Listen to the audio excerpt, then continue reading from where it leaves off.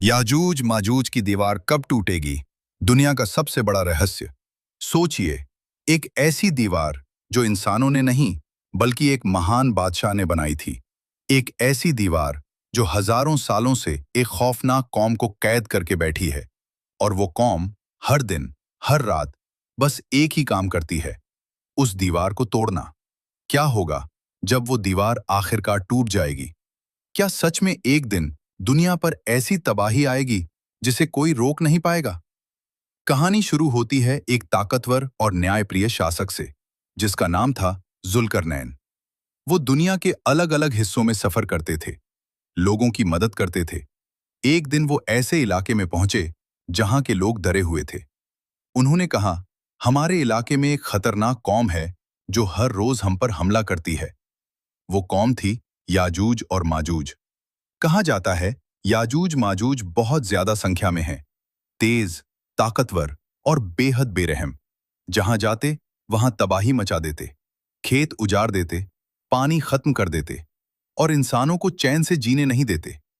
तब लोगों ने जुल्करनैन से मदद मांगी। उन्होंने कहा, अगर आप चाहें तो हम आपको इसके बदले में धन देंगे।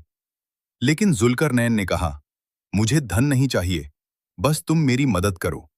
और फिर उन्होंने लोहे की बड़ी बड़ी चादरों से और पिघले हुए तांबे से एक विशाल दीवार बनवाई, इतनी मजबूत कि कोई उसे पार नहीं कर सकता था।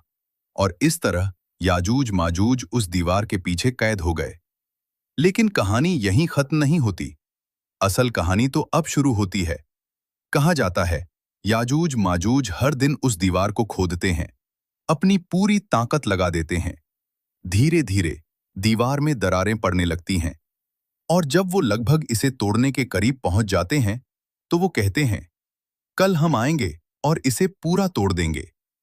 लेकिन अगले दिन जब वो वापस आते हैं तो दीवार फिर से वैसी ही हो जाती है जैसे पहले थी, मजबूत, बिना किसी निशान के।